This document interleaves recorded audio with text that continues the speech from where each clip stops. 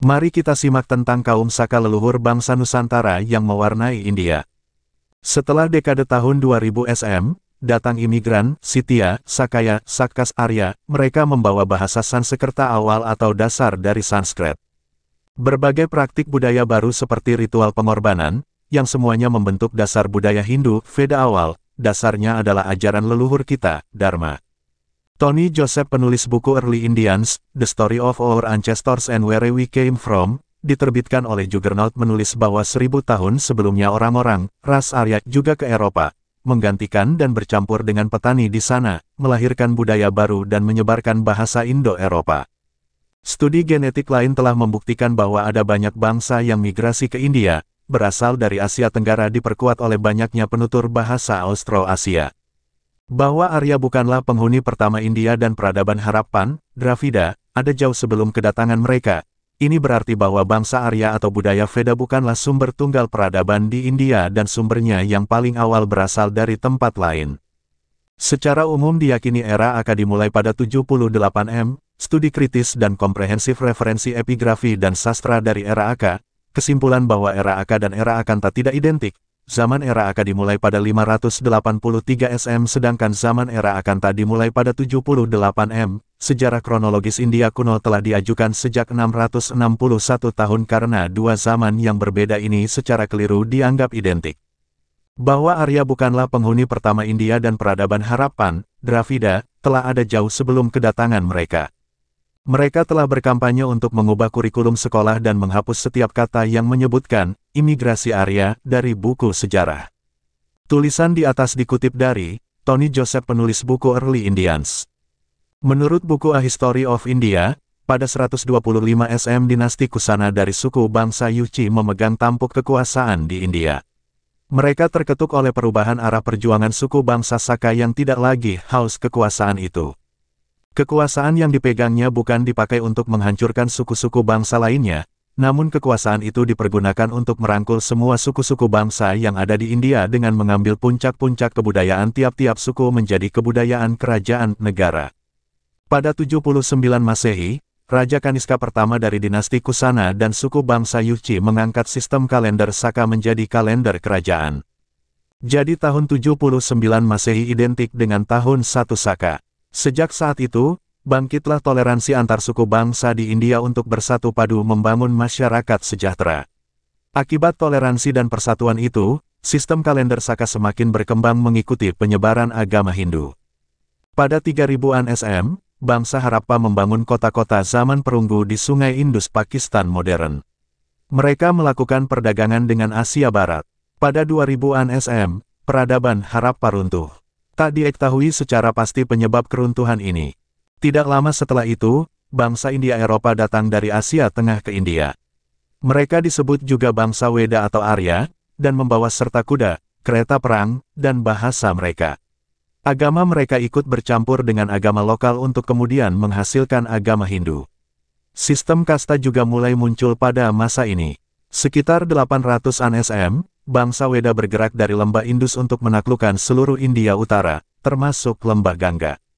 Pada 539 SM, Persia, di bawah Kores Agung, menyerang India Utara, Pakistan modern, dan menjadikannya bagian dari Kekaisaran Persia.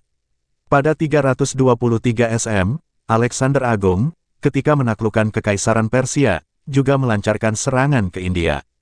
Setelah itu muncul negara-negara kuat di India. Yang pertama adalah Kekaisaran Maurya yang berdiri pada 321 SM dan runtuh pada 184 SM. Masa ini diikuti oleh periode kerajaan-kerajaan kecil hingga pada 320 M berdirilah Kekaisaran Gupta yang berlangsung hingga 550 M. Kerajaan-kerajaan besar lainnya juga muncul di India Selatan. Dimulai sekitar 400-an M, gelombang serangan dari Asia Tengah dan Asia Barat mulai menyerbu India. Awalnya, suku Hun menyerang, kemudian, setelah runtuhnya Gupta, kaum Muslim berhasil merebut India Utara dan mendirikan Kesultanan Delhi. Sekitar 1200-an dan 1300-an M, Mongol juga melakukan serangan berulang ke India. Semua konflik ini berlangsung terutama di India Utara. Sementara di India Selatan, kerajaan-kerajaan India lokal relatif tidak terlalu terganggu. Setelah bangsa Weda berpindah ke lembah Gangga sekitar 800 sm, mereka menjadi semakin jauh dari Asia Barat dan Tengah, sehingga semakin mengurangi kontak dengan orang-orang di kawasan tersebut. Bangsa Weda juga mulai bercampur dengan orang India, sedangkan dewa-dewi India dicampurkan dengan dewa-dewi India Eropa. Penaklukan Weda di Gangga dikenang dalam Mahabharata, yang pertama kali dituturkan pada masa ini. India Utara pada masa Weda akhir. Akan tetapi, bangsa Weda tidak menguasai seluruh India. India Selatan dikuasai oleh sekumpulan raja merdeka yang tidak mau tunduk kepada bangsa Weda. Kisah mengenai peperangan antara bangsa Weda melawan para raja selatan diceritakan dalam Ramayana. Pada 500 sm, sebagian India Barat Laut Pakistan modern ditaklukkan oleh Persia di bawah para rajanya, Kores dan Darius. Sama seperti bangsa Weda, bangsa Persia juga merupakan keturunan bangsa India Eropa yang dulu meninggalkan tempat asal mereka. Ketika leluhur bangsa Weda masuk ke India, leluhur bangsa Persia memilih untuk menetap di Iran. Persia tak pernah benar-benar menguasai India. Mereka berhasil memaksa orang India memberi upeti, namun orang India tidak benar-benar tunduk terhadap segala perintah Persia. Sementara itu, bangsa Weda terus menguasai India Timur Laut. Ingin meniru Persia, bangsa Weda berupaya membuat sebuah kekaisaran yang besar. Disebutkan dalam Mahabharata bahwa ini adalah masa ketika ikan besar memangsa ikan kecil. Pada 400-an sm, Siddhartha Gautama, yang kemudian lebih dikenal sebagai Buddha, hidup dan menyebarkan agama Buddha. Hinduisme adalah peleburan atau sintesis dari berbagai tradisi dan kebudayaan di India. Sintesis muncul sekitar 500-200 sm di India, dengan pangkal yang beragam dan tanpa tokoh pendiri tumbuh berdampingan dengan Buddhisme hingga abad ke-8. Dari India Utara, sintesis Hindu, ini tersebar ke selatan.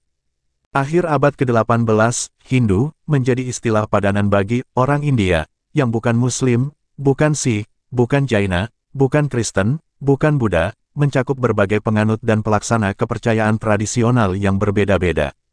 Artinya, istilah Hindu itu sebagai antonim terhadap keyakinan lain, kemudian kata Hindu, dengan tambahan akhiran, isme, ditambahkan sekitar tahun 1830-an untuk merujuk pada kebudayaan dan agama. Istilah tersebut diterima oleh orang India sendiri dalam hal membangun jati diri bangsa untuk menentang kolonialisme. Hindu, sebagai tempat berhimpunnya aneka tradisi yang koheren dan independen, didukung oleh sanskritisasi, abad ke-19 di bawah dominansi kolonialisme Barat serta Indologi. Mulai saat ini istilah Hinduisme dipakai secara luas. Pangkal dari Hinduisme adalah Brahmanisme, ajaran Weda kuno atau berbasis Vedik, yang dibawa kaum Saka Cakya Caka Aryan leluhur bangsa Nusantara. Artinya pemahaman ini dibawa oleh pendatang, bangsa asli India bernama Dravida. Asal-usul agama di India dimulai masuknya bangsa Arya Cakya Saka yang membawa perubahan yang sangat besar dalam tata kehidupan masyarakat India sejak 3102 sm sampai 1300 sm, yang kemudian menulis Veda di sana. Di bawah ini adalah putra Nusantara Indonesia terdahulu, tercatat setelah Veda dituliskan. Dharmadasa 700 sampai 620 sm, Dharmapala 670 sampai 580 sm, Sanjaya Belataputa 6 sm, Sariputra 568 sampai 484 sm, Sefarnatvipa Dharmakirti 610 sm 520 sm. Ada dua nama pada masa berbeda sekitar 1013 m. Kumarila Batai 618 sampai 540 sm. Adi Sankara 569 sampai 537 sm. Krijanayasa, Dapuntahiam 671 sampai 702 m. Ershi Markandeya, abad ke-9 m.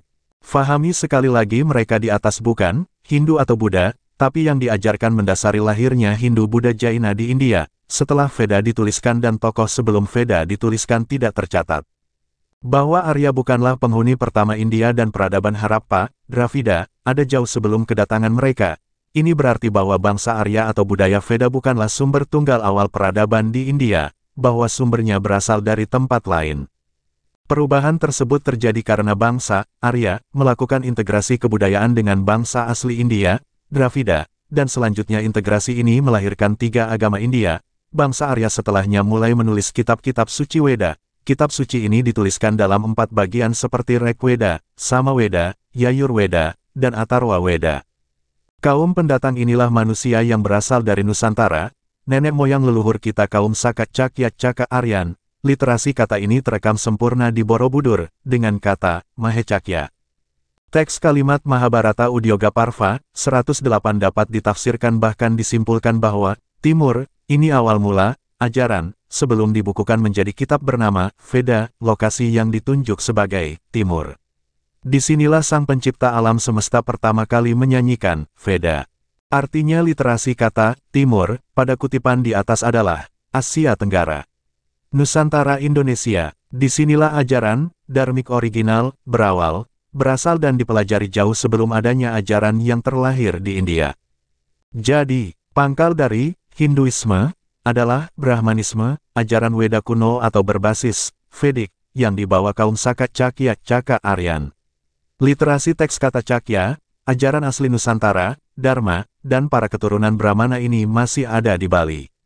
Caka adalah kaum leluhur Nusantara, tertulis pada relief dasar Fuana Cakapala Borobudur dengan teks literasi kata Mahecakya, bangsa Cakya, Sakayat Sitya Saka, Aryan yang agung, kaum, Caka, sudah ada lebih dahulu jauh dari 78 M dari saat menaklukkan Raja, Salivahana, India. Angka tahun 78 M ini yang disalah tafsirkan untuk menghitung awal tahun Saka di prasasti. Hingga hilang sejarah kita sebelum tahun itu, ini pangkal kerancuan sejarah Nusantara. Ajaran leluhur kita adalah Dharma, Dhamma, Dhammo terekam pada literasi kata Kusala Dharma Bayajana di figura dasar relief Borobudur. Jadi, benar Hindu-Buddha berasal dari India dan tidak benar situs-situs juga ajarannya di Nusantara Indonesia berdasar Hindu-Buddha dari India. Ajaran, yang tersimpan sempurna pada budaya Bali dan tergambar di situs-situs itulah, ajaran, yang mendasari lahirnya Hindu, Buddha dan Jaina dibawa oleh kaum, Caka, Saka, Cakya, Arya leluhur kita keluar Nusantara Indonesia. Kitalah yang mewarnai India, by Santo Saba.